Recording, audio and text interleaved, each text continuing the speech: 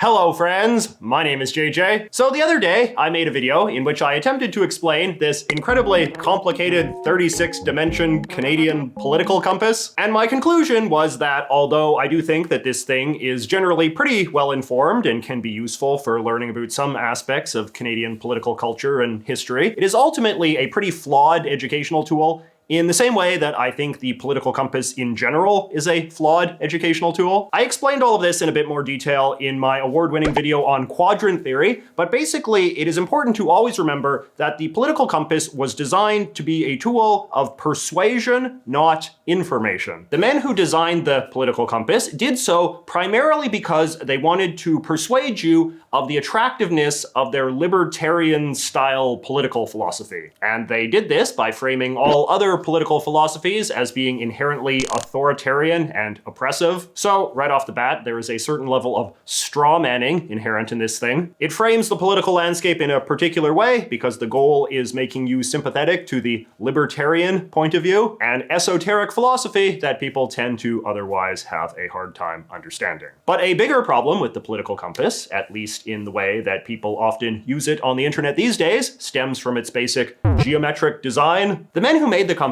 never intended for it to imply that our political world is divided into 4 equally sized ideological factions. It is just a mathematical chart illustrating the idea that it is theoretically possible for somebody's individual beliefs to be plotted anywhere on this 4-way spectrum. But when you look at the way that internet people like to play with this chart, the kids like to fill it up with ideologies or politicians or whatever in perfectly equal proportion. This was certainly the case with the Canadian political compass we looked at. In being perfectly filled up this way, the chart implies that Canadian politics is defined by 4 equally sized factions: authoritarian right, authoritarian left, libertarian right, and libertarian left. Leaving aside whether these are coherent ideological factions in their own right, the problem is that modern, middle-class, first world, democratic, liberal societies like Canada do not have a politics that is nearly this ideological or polarized. This is because extreme polarization and factionalizing of this sort tends to only really occur in a country experiencing severe social inequalities or societal breakdown. In a stable middle-class democracy, by contrast, you have a social order that is broadly working for most people, which brings a certain conservatism to politics and pushes the political culture to the center. Politicians seek to win power by playing off the insecurities and fears of a generally prosperous middle-class electorate who rarely think of who they are or what they want in ideological terms. So all that being said, how would I more accurately depict all of the different factions of Canadian politics, you ask? Well, let me introduce you to my revolutionary new system, which I call the 35 Tribes theory. Rather than worry about where Canadians fall on some sort of ideological axis, I have just used my knowledge as a professional Canadian political analyst to identify 35 discrete factions that tend to come up the most in conversations about Canadian politics. Some of these are voter segments, some are factions of the political elite, some are more intellectual factions you tend to hear mostly from in the Canadian media, but collectively, they all shape what we would call Canada's political culture. Now, some members of my 35 tribes are similar to the ones that we saw on the political compass, but since I am less concerned with meeting quotas of ideologies, mine tend to have more to do with identities of class and culture and geography that aren't so easily sorted philosophically. All right, so let's just get into it. I will now go through the list and describe each one of these 35 identities to you, one at a time. And because I know that you guys liked it when I did it improv last time, I will proceed to do the rest of this video unscripted as well. All right, so the first one I have here is the social conservative. So social conservatives are usually considered one of the major factions within the Conservative Party proper. Whenever the Conservative Party is electing a new leader, as it is right now, the preferences of the social conservatives are always a big part of the analysis of the party. Social conservative is really just another name for like the Christian right or evangelical sort of faction of the party. These are people that have very religiously inspired social views, particularly as it relates to abortion and LGBT rights. When in power, the Conservative Party leadership tends to kind of clamp down on social conservatives because they're seen as a bit of a net liability because a lot of their social views are quite unpopular in modern Canada. But there are a lot of socially conservative Christians in Canada, and they tend to flex a lot of their power behind the scenes, particularly in the context of something like leadership race to pick the next head of the Conservative Party. All right, and then on the opposite extreme, next to the social conservative, I have the red Tory.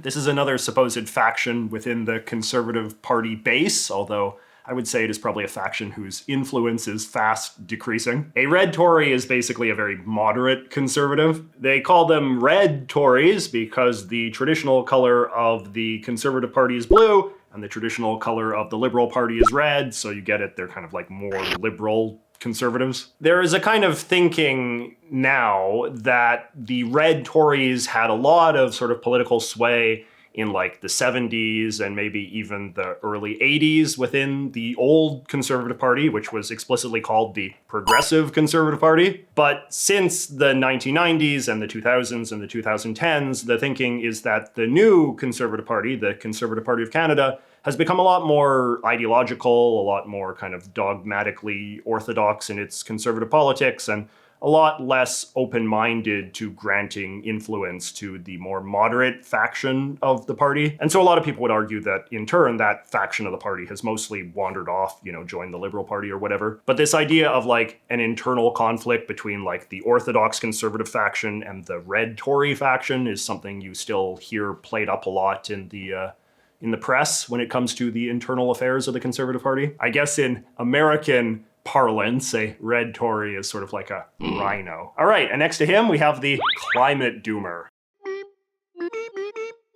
This is basically somebody whose political philosophy, political priorities revolve almost entirely around the issue of climate change.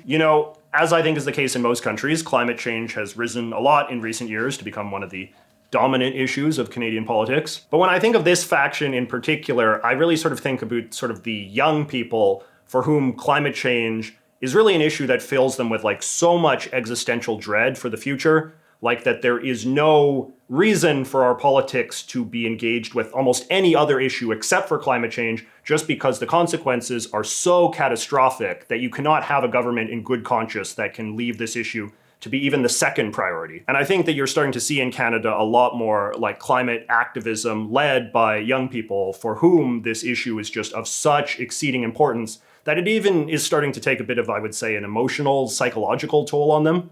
This is something that I think very much as being a dividing issue between my generation and like the Zoomer generation. Whenever I meet young people that are interested in politics, people younger than myself who are interested in politics, I'm often a little bit taken aback by just how seriously they take climate change and just how much of a central animating principle it is in their entire political consciousness and their consciousness of what matters most in this life. All right, and next we have the ethnic vote.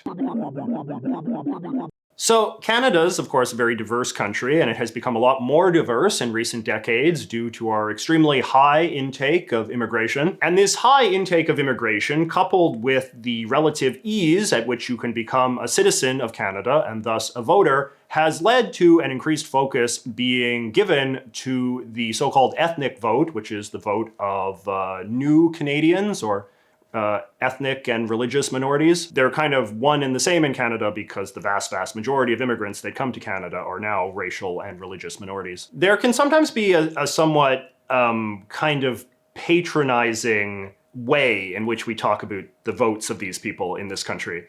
There's kind of a sense that because in many cases the quote-unquote ethnic vote is comprised of people who have arrived in Canada relatively recently, that they can kind of be, manipulated with various explicit appeals to their faith and their background and maybe even the politics of the country that they left. There has been sort of a rise of a new class of Canadian politician who build their reputation on the pretense that they're very good at sort of wrangling the ethnic vote in this way. These are often white politicians that sort of imagine themselves to understand the concerns of the various different ethnic demographics that have risen to become quite prominent in particularly in big cities in modern Canada. You know, politicians like Jason Kenney, who is the Premier of Alberta, and Patrick Brown, who is the Mayor of Brampton, Ontario. You know, these would be two very prominent examples of white Canadian politicians who imagine themselves as being very good at sort of wrangling the ethnic vote in various ways. You know, this entails things like going to their churches and temples and stuff, and going to their, you know, holiday festivals and things, and really sort of pressing the flesh and glad handling and, you know, pandering in ways like that. The political parties now also run a lot of immigrants as candidates these days, which has led to the rise of a similar sort of like political figure who is very much sort of seen as being of a particular ethnic demographic and can thus, you know, presumably kind of wrangle their votes as one of them. You know, again, like this is all somewhat distasteful stuff to talk about, and I don't want to be sort of too reductive about it, but this is, I think, a kind of narrative that has become much more prominent as Canada has become a more diverse society. But powerful as the ethnic vote is, nothing can compare to the Quebec vote. Quebec is, of course, the second biggest province of Canada, the French-speaking province with a French-Canadian majority population. This isn't mathematically true, but there is a kind of conventional wisdom in Canada that the path to power, the path to becoming prime minister, runs through Quebec. So unless you have a strategy to win the Quebec vote, you know, you're never going to be close to running the show. Some of this is the result of a kind of sort of patriotic idea of what Canada is, you know, that the idea that Canada is kind of like primarily a union between the French Canadians and the English Canadians, and that therefore, like a government with any sort of like moral credibility has to have a strategy to win the Quebec vote, otherwise they're kind of like illegitimate in some sense. But anyway, this has given a lot of attention being given to sort of what it is that the Quebecers want, what it is that the French Canadian Quebecers in particular want from their government, from their politicians. You know, these days I feel like the conventional wisdom is that Quebecers have become a lot more sort of nationalistic, in a kind of culturally sort of chauvinistic kind of way. And so to win their votes, you kind of have to pander a bit on some of that stuff. Some of their sort of French supremacist language laws and desire to sort of limit immigration and stuff like this. These are the kind of things that you kind of have to pretend to be on side with if you want to win the Quebec vote, just because the Quebec voters are in a sort of nationalistic mood these days. The big thing is that you always have to pledge to respect Quebec's jurisdiction. You know, the idea that even if you do wind up as prime minister in charge of the federal government, you will always respect Quebec's right to make its own decisions for itself. You know, that's how you win the Quebec vote. Next to the Quebec vote, we have the Union Man. So Canada is not like Europe. We do not have a hugely unionized labor force. These days, most Canadian union members are workers for either the federal or provincial governments, which is to say public sector unions. And because the Canadian labor movement is now so heavily dominated by public sector unions, unions have a lot of pull in the political conversations these days. You know, so many of the services that government provides are carried out by public sector unionized employees, you know, whether that is at the schools or at the hospitals. So as a result, the government's ability to sort of govern in these realms often requires making peace with the public sector unions in some way, which is to say nothing of just the number of public sector union workers who just staff the government bureaucracy as well. That's not something to be underestimated either, how important it is to have the public sector unions on your side if you just want to be able to carry out your governing agenda in a sort of smooth and efficient way. Public sector unions and their leaders tend to be more allied with the parties of the left, which is to say the Liberal Party or the NDP, which is one of the reasons why whenever you have conservative parties in power in the federal or provincial governments in Canada, sort of tension with the unions is often kind of one of the defining dramas of their tenure in power. All right, next we have the trucker. This is a new political faction that, of course, came to the world's attention a couple of months ago when there was a huge trucker convoy that brought Canada's capital city of Ottawa to a standstill. Whether or not you opposed or supported that convoy was very much a reflection of your politics, because the truckers themselves were very political. They were sort of a kind of right-wing populist bent. You know, ostensibly their protest was in opposition to vaccine mandates and various other COVID-era restrictions, but kind of more broadly speaking, they were people that just kind of had a populist kind of right-wing anti-government, anti-Trudeau in particular kind of disposition towards things. You can see I've got this guy wearing his F Trudeau shirt, and that's in part because there was a certain crudeness to the truckers as well, which kind of reflected, you know, an aspect of the kind of populist kind of culture that they just weren't really interested in playing nice or playing respectfully. They just kind of had very strongly held and very blunt opinions that they kind of wanted to be heard. You know, their critics on the left would say that a lot of these opinions were very ignorant or conspiratorial and so forth, which is one of the reasons why they have become such a polarizing presence. Well, I mean, that and the protest itself was extremely disruptive, so there was a lot of polarization based on that. But anyway, the trucker is, I think, now kind of becoming emblematic of a certain icon of a kind of populist right-wing sort of angry, irritable Canadian voter, and one that I would say the Conservative Party has been relatively eager to court. The truckerification of the modern Conservative Party of Canada. I'm sure that is a column that somebody's gonna write. Okay, and then way on the other extreme, we would have the Wonk.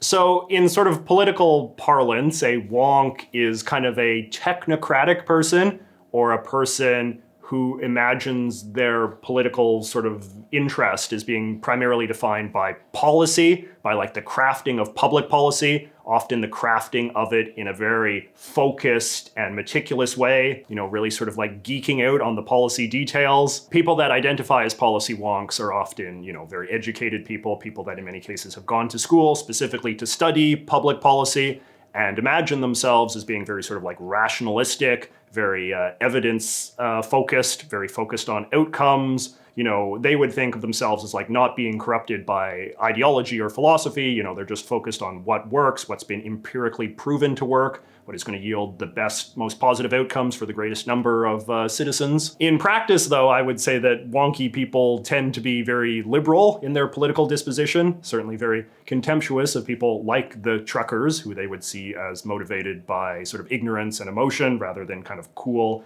educated rationality. I think that the Liberal Party of Canada likes to think of itself as a very wonky party. I think that the Trudeau administration likes to think of itself as a very wonky government. Chrystia Freeland, the Deputy Prime Minister, I think of as a very quintessentially sort of wonky political figure. You know, somebody who's written books about public policy and has gone to all of the think tanks and given lots of speeches and TED Talks and that sort of thing. Although there are, of course, conservative wonks too, but perhaps not quite as many. Conservatives falling behind in the wonk arms race. All right, now we have the future American.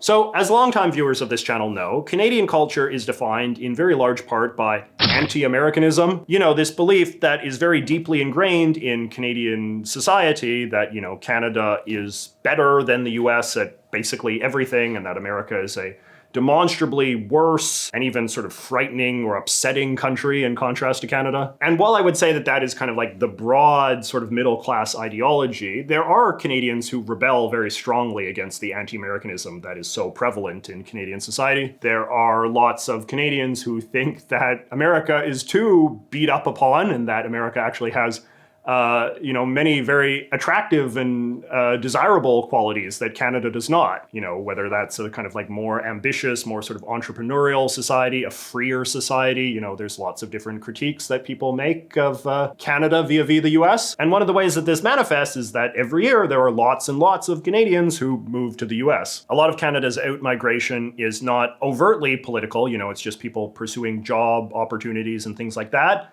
But these days, I do think a lot of it is becoming more explicitly ideological only because, you know, Justin Trudeau's government has become very polarizing, particularly during COVID.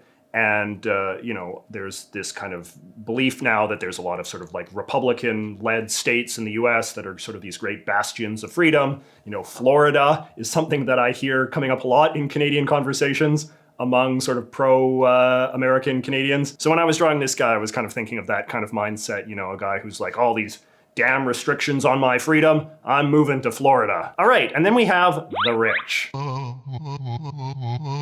So this is a faction that I must admit I did not fully appreciate the political relevance of until relatively recently. Maybe I'm just a little bit naive. But a few years ago, when I was living in Toronto, I got a chance to spend some time around wealthy people, and I was a little bit struck at how much their whole sort of political awareness just revolved around their own wealth, their desire to protect their wealth, their desire to protect their wealth from the government, mostly in the form of wanting to keep taxes low, having enormous resentment for how much tax they had to pay to the government. Because in Canada, your tax rate does increase as you get wealthier. In some cases, there's also a desire to protect your business from regulation that could harm your ability to acquire more capital. I think that beloved Shark Tank host Kevin O'Leary, who is from Canada and actually tried to get involved in Canadian politics a few years ago, would be a real quintessential example of a stereotypical rich guy in this sense.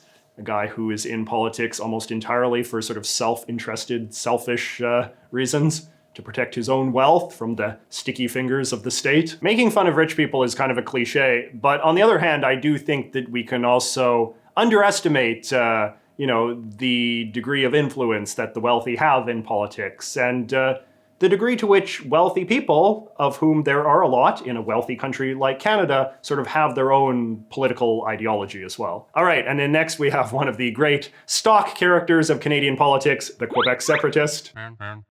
I probably don't need to tell you too much about this guy. It's, very famous aspect of Canadian politics, the sort of faction of the Quebec electorate who want their province to be completely separate from the rest of Canada, to be an independent republic, a self-governing country. There have been referendums on separation from Canada in the past. There are multiple separatist Quebec political parties with seats in both the Canadian Parliament and the Quebec Parliament. The conventional wisdom, though, is that Quebec separatism as a sort of philosophy is very much on the decline these days, that it doesn't have the same sort of traction or pull with Quebec voters as it used to. And to the point where even a lot of the nominally separatist parties and nominally separatist, politicians and leaders and media figures and all that just don't really take the goal even that seriously at all these days.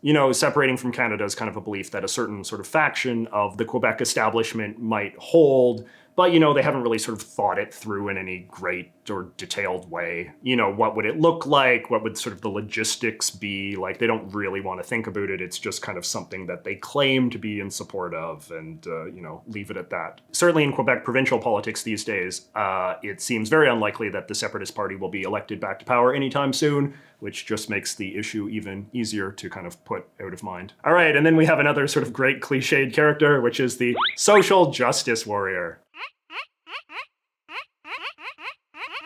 This is another sort of great stock character of modern politics that I'm sure I don't have to describe in too much detail. The stereotype would be that this is like a young urban activist, very left-wing, very preoccupied in particular with the politics of race and gender. So, these are the sort of people that believe that issues of discrimination and inequality among minorities is like the most pressing thing in modern Canada, and thus the sort of cause that should be fought for the most aggressively. It is very fashionable among the right wing in Canada to argue that Prime Minister Trudeau is very much in thrall to this set, that he is a social justice prime minister because of the degree that his administration has been very concerned with a lot of these questions of racial and gender and LGBT inequality and so forth. When the Trudeau government, wants to rename a building or tear down a statue because it's honoring some offensive person from the past, or if they want to use very, quote unquote politically correct language, like stop referring to mothers, but instead say birthing person or whatever, that kind of stuff is often held up as evidence of the degree that the Trudeau crew is sort of being led around by the SJWs. All right, and then we have the conspiracy theorist. Obviously, Canada is no better than any other country when it comes to the existence of conspiracy theorists. I think the internet has led to a mass proliferation of conspiracy theories on almost any topic you could imagine under the sun. Obviously we are just getting over a real golden era of anti-vaccine conspiracy theories, but there's no shortage of other ones that have been equally prevalent. You know, Canadians have had prominent roles in like trutherism and QAnon and all this kind of stuff. And at a political level, I would say that conspiracy theorists have been particularly influential in the Green Party of Canada. But of course, there are conspiracy theorists on all sides of the political spectrum, and I would suspect that all political parties are kind of used to the idea of having to keep their own conspirazoids in check. If you've ever worked for a politician, having to deal with emails from the conspiracy theorists is just a fact of life. All right, and now we have the Laurentian Elite. So, Laurentian Elite was a term that really sort of caught on in, I believe, like the late 2000s, thanks to the popularity of this book, The Big Shift, by Daryl Bricker and John Ibbotson. This was a book that was quite popular, very much discussed in sort of Canadian political circles and in the media very extensively as well, because it offered a theory as to why Prime Minister Stephen Harper, the former Conservative Prime Minister, why he was so politically successful, you know, why he won 3 back-to-back terms in a country as quote-unquote liberal as Canada. You know, it seemed to defy explanation, or at least defied conventional wisdom. And the theory of Bricker and Ibbotson was that Canada was a country that was very much in thrall to too much conventional wisdom, which was the result of its kind of ruling class, which they dubbed the Laurentian Elite. Laurentian Elite is a kind of geographically pejorative term referring to people that live around the St. Lawrence River. You know, what we would think of as sort of the Ottawa, Toronto, Montreal axis, the place where most Canadians of sort of great wealth live. You know, obviously that's where the capital of Canada is, the capital of Ontario as well.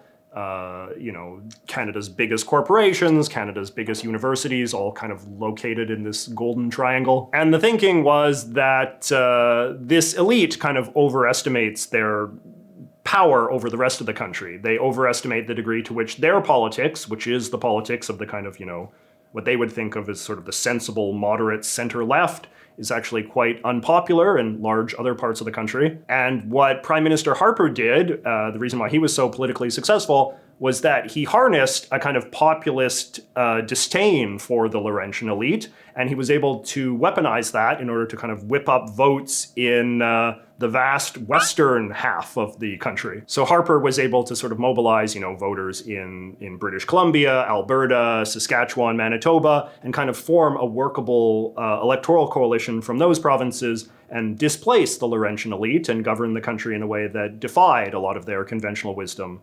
regarding the way that Canada should be run and what sort of public policies should be pursued. Even though there are aspects of this book that I think have not withstood the test of time, the term Laurentian elite has really stuck with a lot of conservatives in particular as a very clear sort of distillation of who they imagined their enemies to be. But, you know, Prime Minister Harper eventually lost to Justin Trudeau, who kind of represented the revenge of the Laurentian elite. Some would say he has led a rather unapologetically Laurentian elite-centric government. All right, now we have the swing voter. So Canada is a much more tightly politically divided country than it used to be. You know, we certainly saw that when we compared the results of the 2019 election to the 2021 election. You know, the number of Canadians who seem open-minded about changing their voting preference seems to be rather small these days. Most Canadians have really made up their minds and are not really movable. But that has led to a lot of renewed interest in the so-called swing voter Canadians. You know, the small minority of Canadians who have not yet made up their minds and can thus be persuaded to support one party or the other. You know, I think the stereotypical swing voter is a kind of middle-class person who just doesn't follow the news very closely and doesn't really understand, you know, what party they're quote-unquote supposed to support based on their kind of class and beliefs and geography and all the other kind of stuff that normal voters take for granted. And because these people have not yet been sort of like properly radicalized into the norms of Canadian politics, their opinions can sometimes seem very frustrating or strange. You know, I think your stereotypical swing voter often has beliefs that are like wildly at odds with themselves or in brazen sort of contradiction. You know, like they might be super pro-immigration, but then also super anti-abortion. Like they just have a mix of views that no existing political party or philosophy in Canada can accommodate. And the incoherence of their views, except they wouldn't think of it as incoherence, they would sort of think like, you know, I just have very particular views and none of the parties are able to sort of satisfy me. And then that sort of becomes the pretext for, being so uncertain, or in many cases just kind of like opting out of voting altogether, and thus being, on the one hand, very attractive because, they're the few people in sort of Canadian politics that are not currently mobilized or not currently sort of being utilized for one party or the other. But then on the other hand, like the difficulty of trying to win over those people also can make them quite unattractive and frustrating to sort of political operatives. All right, and then we've got land back. So land back is a slogan that has become increasingly popular among Indigenous rights activists in Canada. It is not a particularly subtle slogan. Land back, of course, refers to the idea that we, as in sort of like the Canadian people, should give our land back to its original inhabitants, the Indigenous peoples of this continent. This is obviously a very contentious issue, and I've done videos where I've sort of talked a little bit about the history of it, but Indigenous rights activism has risen quite dramatically in recent decades to become one of sort of the defining topics that is very actively discussed at the highest levels of the Canadian government. Sensitivity to Indigenous rights activism is now very prominent, I would argue, among many aspects of sort of Canadian elite culture. It's very prevalent in the schools, in big business, I would say, in sort of the entertainment industry, sort of at the highest levels of Canadian society. This is sort of something that is seen as very important to be taken seriously. The Indigenous population of Canada is very low, but there is a thinking that the sort of full reckoning with Canada's sort of colonialist history is something that has been put off for a very long time. And so if the issue kind of has a degree of intensity or even like emotionalism to it right now that can sometimes be a little off-putting or kind of shocking, and it's kind of like, I don't want to say like extremism, but sort of the stridency of it, that is in part just kind of a legacy of Canada's failure to sort of have a productive engagement with it at a sort of earlier time. It is one of the issues that I feel the most uncertain about regarding how it's ultimately going to pan out. But I do think that Indigenous rights activists are proving themselves to be some of the most powerful people in Canada right now, just in terms of how seriously I think some of the Canadians at the highest level of our society take them. All right, and next door we have the Boomer Nationalist.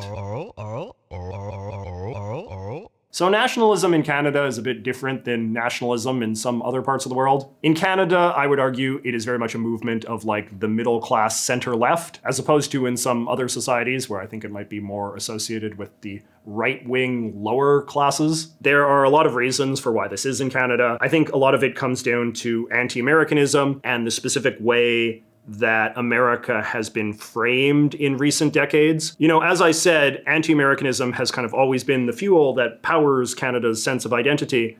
And in the post-war era, I would say that the way that America has been demonized has been in a fashion that has proven very sort of appealing to the sensibilities of kind of middle-class center-left people in particular. The idea of America being an unsafe society with bad social programs and a lot of kind of discrimination and intolerance. These are kind of the opposite of values that I think kind of moderate, educated, middle-class, progressive-minded people hold dearly. Anyway, the point is that if you want to find a very rah-rah, patriotic Canadian sort of person, you would look to this kind of demographic, the kind of, what I would sort of imagine to be sort of like your stereotypical boomer, middle-class, sort of suburban family. They would be very patriotic and nationalistic and so on because they would very much associate the security and sort of prosperity that they enjoy as a kind of middle-class family as being directly attributable to the fact that they live in Canada and not America. And I think that when you read Canada's like most prominent newspapers, like the Globe and Mail or the Toronto Star, they're very eager to push this kind of patriotic message on their middle-class readership as well. I think that these are very patriotic newspapers that tend to really push a very sort of like consistently, you have a lot to be proud of living in this country. This country is great. It's the envy of the world, this sort of thing. The patriotic middle class, I think, has traditionally been kind of the backbone of the Liberal Party in particular, because obviously, as a party of the center left, the Liberal Party can very easily sort of portray itself to Canadians of this sort as being sort of the great guardians and defenders of all of these kind of like progressive-minded social programs and initiatives and so forth that make Canada the wonderful country it is today. All right, and then we have the Orthodox Conservative. So this character here is based on my friend Sean, who is one of Canada's top intellectual conservatives. So the idea that conservatism could be a sort of coherent political philosophy as opposed to just a kind of reactionary disposition is very much a post-war phenomenon and something that was kind of synthesized over a long period of time by a number of very prominent intellectuals in America and to a lesser extent in Canada as well. You know, the idea of sort of melding kind of Cold War, hawkish foreign policy with sort of a very Christian kind of social agenda with kind of free market, libertarian, capitalist economics, you know, the kind of the three legs of the stool that formed a kind of new ideological philosophy of conservatism or neoconservatism, if you want to call it that. The philosophy that animated the political careers of Ronald Reagan and Margaret Thatcher in the UK, and Brian Mulroney, and then Stephen Harper in this country. And it was a very persuasive philosophy at one time. You know, it gave conservative governments a very sort of clear action plan to act upon when they achieved power. You know, you cut taxes, you deregulate, you have a kind of aggressive stance in the global arena when it comes to sort of rogue regimes and dictatorships. There are still a fair number of orthodox conservative intellectuals and pundits and, you know, writers and think tanks and this sort of thing in Canada. But, you know, these days I think there is a bit of a reckoning with whether or not this particular ideology is kind of going to make it in its current form into the 21st century. The rise of a more sort of populist flavor of right-wing politics, you know, embodied by things like Brexit and Trump, and I would say the truckers in this country, I do think sort of contest a little bit the future of the sort of more orthodox post-war flavor of conservative philosophy. The next head of the Conservative Party of Canada is likely to be a much more populist figure than Stephen Harper ever was, a man more inclined to pursue perhaps less orthodox solutions to the challenges that face modern Canada. So we will have to see what that means for the ongoing influence of people like my friend. All right, so we are halfway done the list. Man, this is taking a long time, kind of wearing out my voice a little bit too. So let's have an intermission. To please both my parents, I've had to give way and dance with the doctors and merchants and lawyers. Their manners are fine, but their feet are of clay, for there's none with the style of my log driver. All right, welcome back. So where did we leave off? Oil Über Alles. So Canada is a major oil-producing nation, and our output of oil has increased quite a bit in recent decades thanks to the exploitation of the so-called tar sands of Alberta. This has overlapped with a period in which climate change has become a much more front-of-mind political concern, as we discussed. And partially in reaction to that, we have seen the rise of what I think of as being quite a distinctly Canadian political ideological faction, which is the unapologetic oil defender. Particularly in the Conservative Party, there often seems to be a faction that is just so preoccupied with defending the oil industry against its critics on the left or within sort of the environmentalist movement more broadly. There is now such a vibrant cottage industry in Canada of like activists and social media accounts and people who write entire, you know, books and websites and PR campaigns and all this kind of stuff, all in defense of the beleaguered oil industry of Canada. In fact, I sometimes feel like this PR initiative has been so aggressive and successful in many ways, at least on the political right, that if you asked sort of like your rank and file Conservative Party member, like the one issue that they felt they were most able to defend in a debate, it would probably be the Canadian oil industry. You know, there are just so many talking points now that so many people have really like memorized and grown comfortable sort of repeating. It's quite striking, really. And if there is a sort of parallel universe version of the oil Über Alles, it is the healthcare Über Alles.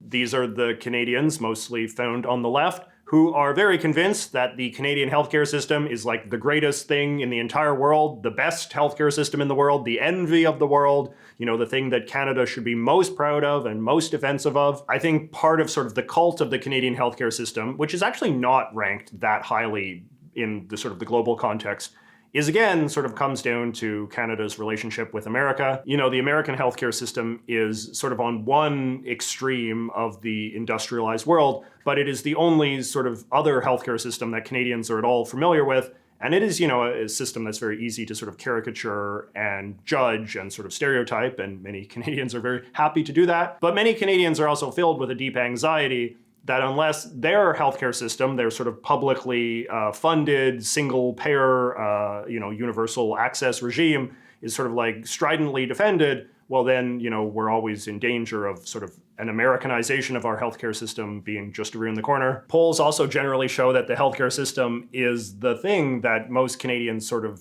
identify as the aspect of their country that makes them the most proud to be Canadian. This has led to a lot of caution, particularly on the part of the Canadian right, of ever saying anything that is against or critical of the status quo when it comes to healthcare, just because they know that there's enough of these type of people that, you know, hell's holy fire would come down upon them if they ever dared sort of sniff so much as an intention to reform or, monkey around with the system. Next, we have the Our System guys.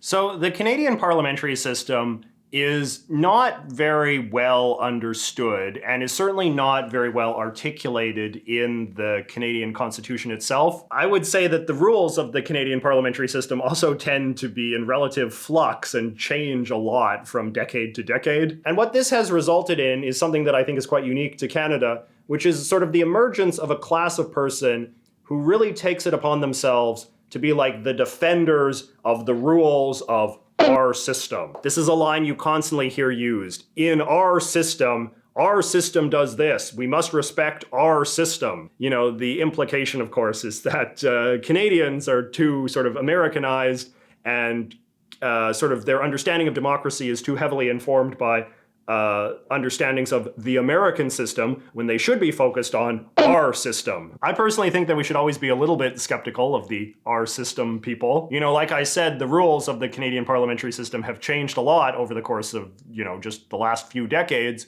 And I think that the ways that the rules change are sometimes, rather informed by partisan interests. You know, certain partisan interests have a desire to see the system work in one way that might consolidate the power of one party over another. And then, of course, other partisan interests might prefer for the rules of the parliamentary system to be interpreted in a slightly different way. When it comes to things like the legitimacy of a European-style coalition government and how exactly that would go down, or the prerogative powers of the Governor General when it comes to kind of adjudicating disputes in the Parliament. A lot of this stuff is pretty ambiguous, but the sort of the our system people often push a sort of interpretation of how the rules should be implemented in a way that I think not coincidentally often tends to reflect the interests of their preferred political party. I actually think of this as a kind of ticking time bomb for Canadian democracy, because if we ever had an election that resulted in a very sort of ambiguous outcome, I think that there would be a lot of dispute over what the rules for adjudicating that ambiguity should be. And there would probably be a lot of problems with the credibility of the sort of our system people who would sort of emerge to attempt to sort of steer the public's perception of what was normal or proper. We saw a little bit of this in 2008 when there was an attempt to impose a coalition government and unseat Prime Minister Harper in a way that was very unprecedented in the history of Canadian democracy.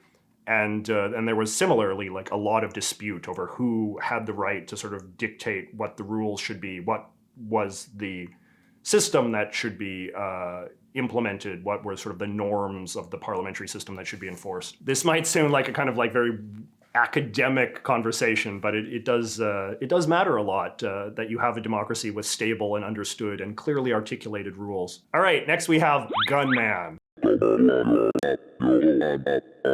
Guess I won't dwell on this one too long, but yes, there are a lot of guns in Canada. There are a lot of gun owners in Canada. There are a lot of people who revolve their political identity and their political interests solely around the right to own guns and use guns. An important faction of the Conservative Party are the gun owner set. And a very sort of villainized community in the eyes of the political left in Canada. All right, next I have the NDP Masochist.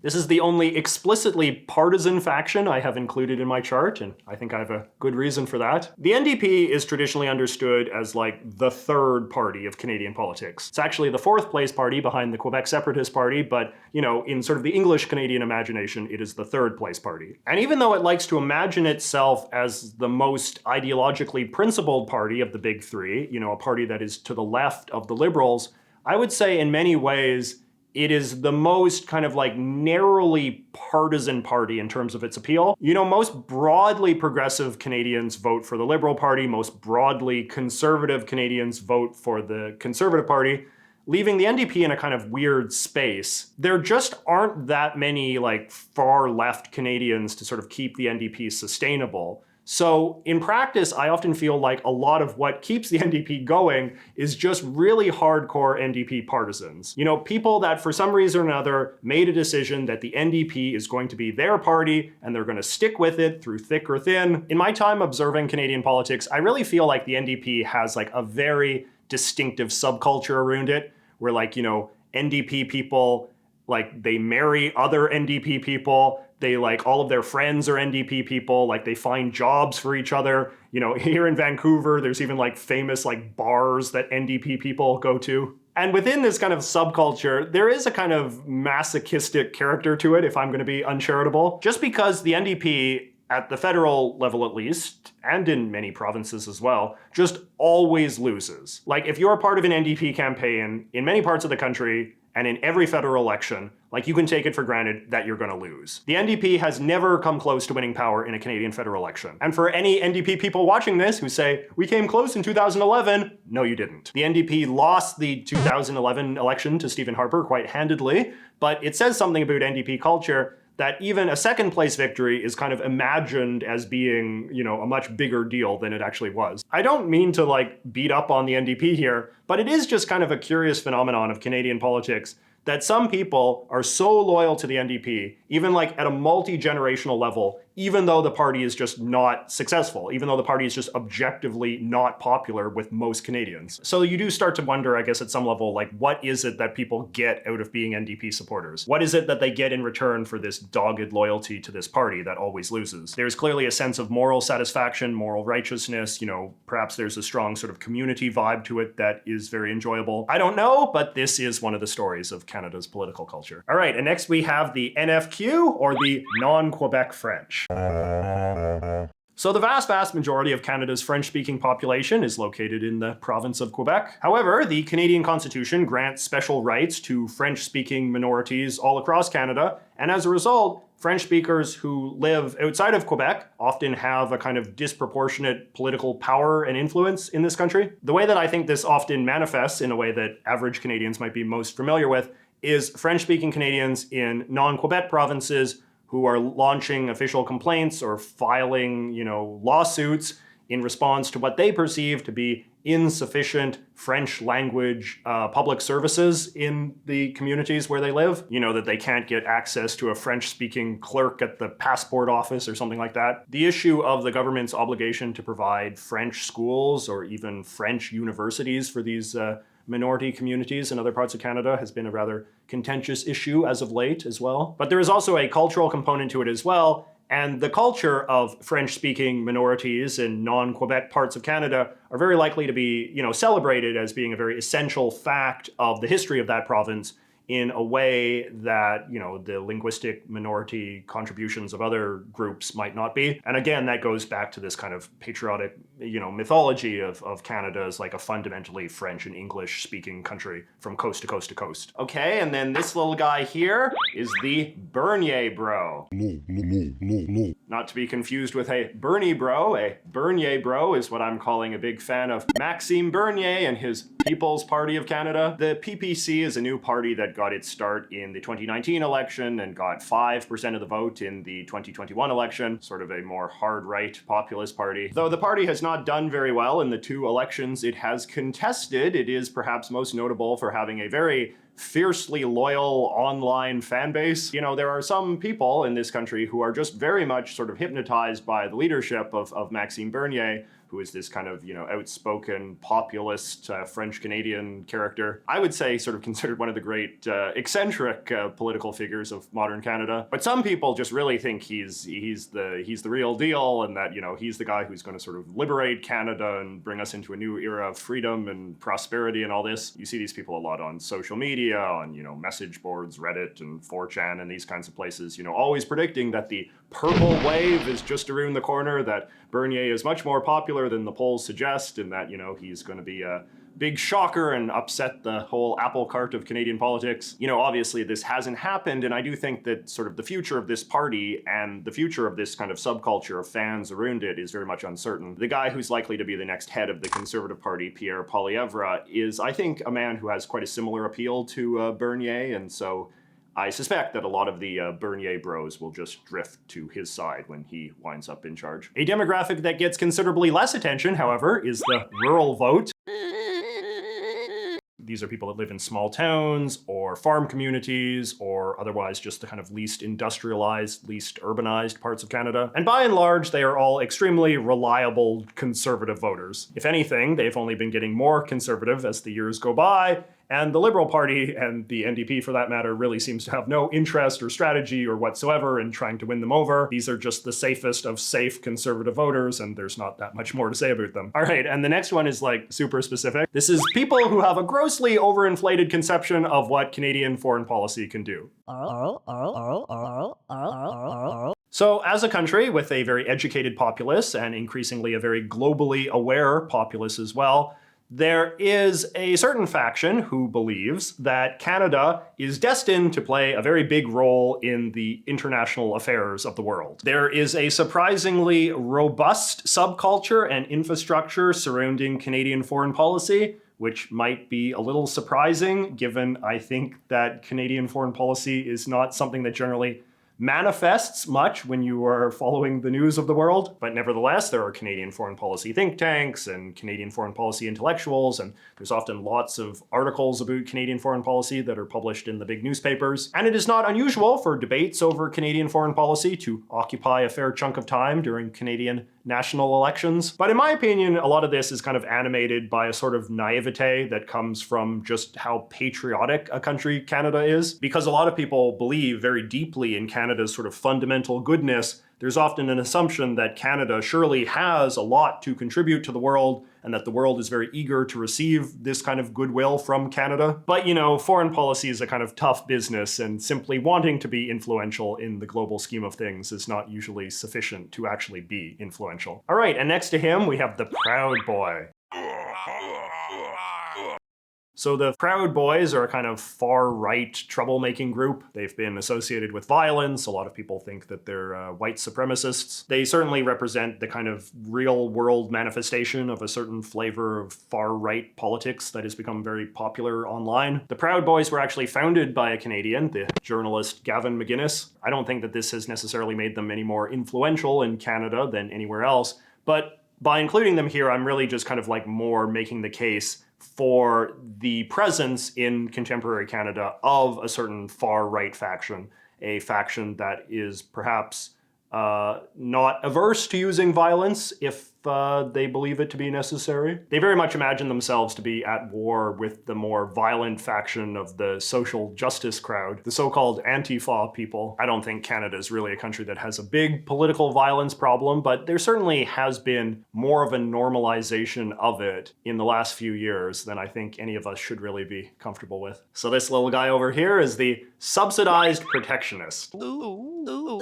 Though Canada is overall a very free trading nation, there are a few industries that are heavily protected by the Canadian federal government. This includes several types of farmers, most infamously dairy farmers, as well as folks in the telecommunications and aerospace industry, among others. I think that in most countries, protected industries tend to have a great deal of sort of pull on the political class, and Canada's no different. It is always a delicate balancing act between the interests of Canadian consumers and the interests of these sort of protected industries, which are often considered very important for, reasons of national security or simply just kind of national pride. The protected transportation vehicle firm Bombardier has certainly played a very prominent role in Canadian politics over the years. And we may recall that a few years ago, Prime Minister Trudeau got embroiled in an enormous scandal that was born from his desire to protect SNC-Lavalin, a Quebec engineering firm often described as one of the crown jewels of Canada's protected industries. Beside him, we have the extremely online leftist. So the rise of social media has also seen the rise of a certain class of extremist political celebrities, for lack of a better term. And on the far left in particular, I think there has been a thriving ecosystem of super left-wing bloggers and podcasters and YouTube channels and the rest of it. And Canada, it seems, has produced more than its fair share of some of these far left celebrities. What is very striking about them, however, is that they almost never talk about Canadian politics or indeed Canada at all. They basically just LARP as Americans and participate exclusively in American political conversations. It makes good business sense because there's more Americans out there to, subscribe to your Patreon or whatever, but I've always found it a little bit curious. Next to him, we have the Bilingualist.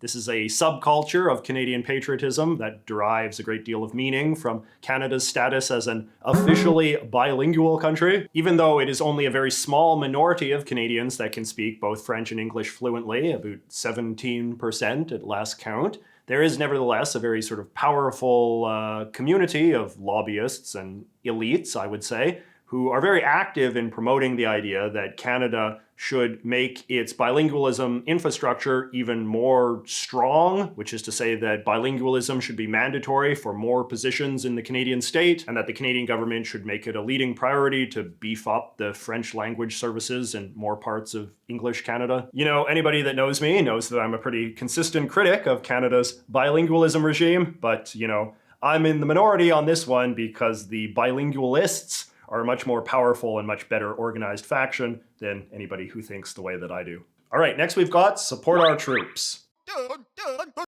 So this is kind of similar to what I was saying before about Canadian foreign policy. Canada doesn't have a very strong military, all things considered. I actually think we have one of the smallest and least funded in all of NATO. But it is the source of a great deal of patriotism, and people care a lot about the armed forces in Canada. The fact that the armed forces are small and unfunded is not something that is just taken lying down. There are a lot of people who view this as one of the great shames of the modern country. And as a result, there are a lot of people in Canada who consider this to be their priority, number one, not just strengthening the Canadian Armed Forces, but making appreciation for the Canadian Armed Forces a bigger part of Canadian culture more broadly. I talked about this a bit in my video on the controversies around modern Canadian holidays. The memory of Canada's service in the Second, and especially First World War, is one that has been kept very actively alive over the decades and is a great source of pride to many Canadians to this day. The long service of the Canadian Army in Afghanistan certainly helped contribute to the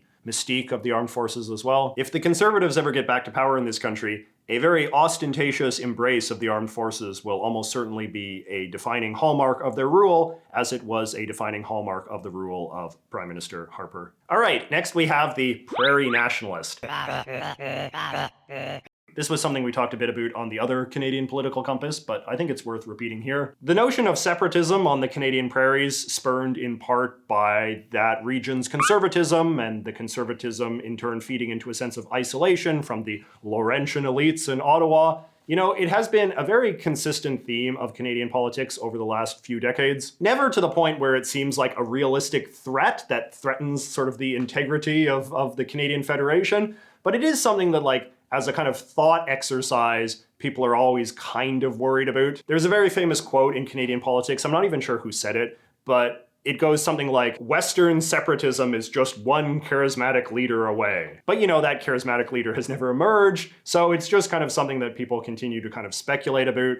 like, how isolated can this part of Canada get before it gets to a kind of breaking point? You know, Justin Trudeau is so unpopular among conservatives, particularly Western conservatives, that there's been a lot of sort of renewed chatter about this. The hostility, perceived hostility of his government towards the oil industry has also sort of ratcheted up tensions a fair bit, particularly since, as we discussed, you know, pro-oil sentiment is such a big part of the Conservative coalition. Polls often suggest that this is something that a significant minority of prairie-dwelling Canadians are at least open-minded about. That being the case, it's probably never really going to go away, even if it also never really seems too much in danger of happening anytime soon. All right, and then on the opposite extreme, we just have the urban vote.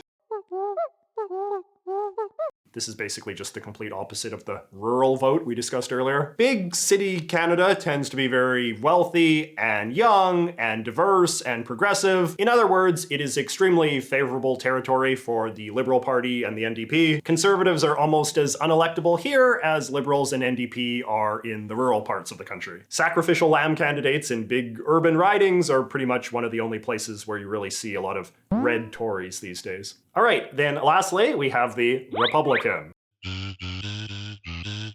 So in a Canadian context, a Republican is somebody who opposes Canada's current status as a realm of the British monarchy. These monarchical links are not really something that is debated that much in contemporary Canadian politics, or ever has really been debated much in the Canadian politics of the past. Both the Canadian Liberal Party and the Canadian Conservative Party are both firmly pro-monarchy, and even the NDP, I would say, is mostly passively pro-monarchy. Sometimes they claim to oppose it, but it's not really something they spend much effort on. Even though I personally support ending our ties to the monarchy, I am realistic enough to concede that it has not been a particularly influential cause in Canadian politics. Things might change when the Queen dies, but it's been a pretty stagnant fight for a while now. But that said, Republicans are nevertheless a group that I would say the political class like imagines to be more of a threat than it actually is, which is to say that there's this idea that like unless the monarchy is being proactively celebrated on like a day-to-day basis, that somehow like the Republicans are like secretly winning, and we must not allow the Republicans to have victories. Both the Liberals and the Conservatives at various times have traded barbs that each other is undermining the monarchy in some way. This again plays into a kind of anti-Americanism that, you know, the worst insult you can say in Canadian politics is that you envy anything about the US. And since separating from the British Crown is such a big part of the American founding story, you know, Canadian nationalists have often sort of pointed to any Canadian who has similar desires for this country and, you know, using it as a basis to question their patriotism. So there you have it, the 35 tribes of Canadian political culture as determined by me. As usual, let me know in the comments if you think I missed any, or what you would like me to give the 35 tribe treatment to next. Now, if you have made it this far, you must have an above average interest in all things Canadian. You are likely a loyal subscriber and fan of this channel as well, with a deep affinity for my creative output. Thank you for that, by the way. But did you know that a while ago, I wrote my very first book, which is all about